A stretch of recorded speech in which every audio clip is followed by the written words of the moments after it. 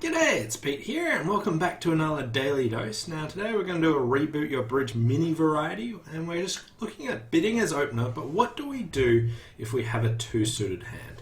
So the general plan as opener is, first of all, do you have 12 points? If not, you either pass or maybe preempt, and then once you know that you're going to open, you'll go, am I a balanced hand? So am I a 4-3-3, a 4-4-3-2, a 5-3-3-2, or possibly the semi-balanced hands that we talked about, depending on partnership agreement. Once you're not those, you are now an unbalanced hand. And then you work out, am I a single-suited hand, a two-suited hand, or a three-suited hand? Now today we're going to look at what we're going to do with all the two-suited hands. And basically, what we do is work out what sort of range are we in, minimum, medium, or maximum. And then what do we do with our first couple of bits? So let's look at some examples here. Okay, so with a two-suited hand, you always start with your longest suit. If you've got two 5-card suits or two equal length suits, a 5-5 shape or a 6-6 shape, I struggled to get that out. We always open the higher ranking one, so if we had one more diamond, I'd open one diamond here. But here we open one club. Okay, and now when partner responds, when we're a minimum two-suited hand, what we do is we look at our two suits and we either want to repeat the suit we did or bid the other one, whichever is the cheaper option. So here our options are two clubs, or the other suit we have is diamonds, two diamonds, because two clubs is cheaper, the lower ranking one, or like keeping the option lower, that's what we do. So here we just bid two clubs. Now some people think that this shows a 6-card suit, but it doesn't necessarily. It just says that we're a minimum unbalanced hand. Now, because our other option was diamonds, we couldn't bid that because we're in the minimum range. If we move it up and move it into the medium range and have the same option, now what we do is we bid our other suit no matter what. So we look at the two options, it doesn't matter which one's the cheaper or the more expensive one, we bid the other one. So here we bid two diamonds, and this says that we've got clubs and diamonds with an unbalanced hand, and because we didn't bid the cheaper option, so here if you look at clubs and diamonds, we would open one club because it's our longest suit, and then the options were either two clubs or two diamonds. We bid the more expensive one. This actually shows a medium ranking hand. This is a reverse. If you need more information on that, check out our featured lesson on reverses. But this is how we can show a medium range. And if we're even stronger than that, we just bid it the exact same way. So because we're bidding a new suit, we don't need to jump here. And we can just bid two diamonds. And this one would show 16 or more points, which fit into the category of the previous one. And we might be able to show our more points a little bit later, but for now we just bid it the same way. If we look at some other examples, so here we have diamonds and clubs, so we still open our longest suit, so this time it's one diamond. And when our partner responds, when we're in this minimum range, we look at our two options of our first suit and our other suit and bid the cheaper option. So here we've got diamonds and clubs, so two diamonds or two clubs. Two clubs is cheaper, so we'll bid that one. And this says we've got an unbalanced hand with diamonds and clubs. And because we've still bid the cheaper option out of our two suits, this one doesn't show extra points. It's not a reverse, it just shows an unbalanced hand with 11, 12 or more points. If we move into the medium range, so now we've got 16 points. We start with one diamond.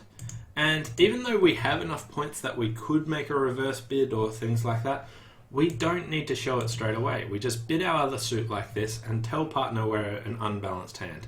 Because it's a new suit, it doesn't have an upper range on it, but we're just telling partner we have diamonds and clubs with an unbalanced hand. Yes, we have 16 points. We could have reversed, but we weren't in a sequence where we can show those extra points straight away. But maybe our partner will limit their hand and we'll be able to show we will be able to work out what to do after that. If you've got a maximum hand like this, some people play strong jump shifts, and some people play new suit forcing. So it depends on partnership agreement. If you play new suit forcing, you can just bid two clubs, and again, you'll show your points later. Other people who play strong jump shifts can jump on this hand, and if you do jump, then it shows a game forcing hand. So how you treat the maximum unbalanced hands really depends on partnership agreement. So if you're in a spot that reverses, so you have to comprehend what reverses are and understand whether or not you're reversing. You don't need to jump with the maximum hand. But if you're in the ones where the minimum range also overlaps, then maybe you do need to jump with these hands depending on partnership agreement.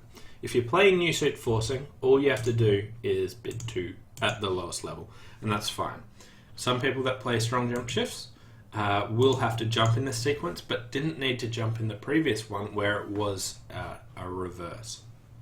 So, discussion with your partner, how you treat the maximum unbalanced hands. Anyway, that's how you basically show 2 suited hands. You look at what sort of point range you're in, and if you're in the minimum range, you always open your longest suit and then bid the cheaper option of that suit and the other one. If you're in the medium range, you always bid the other one. If you're in the maximum range, you always bid the other one.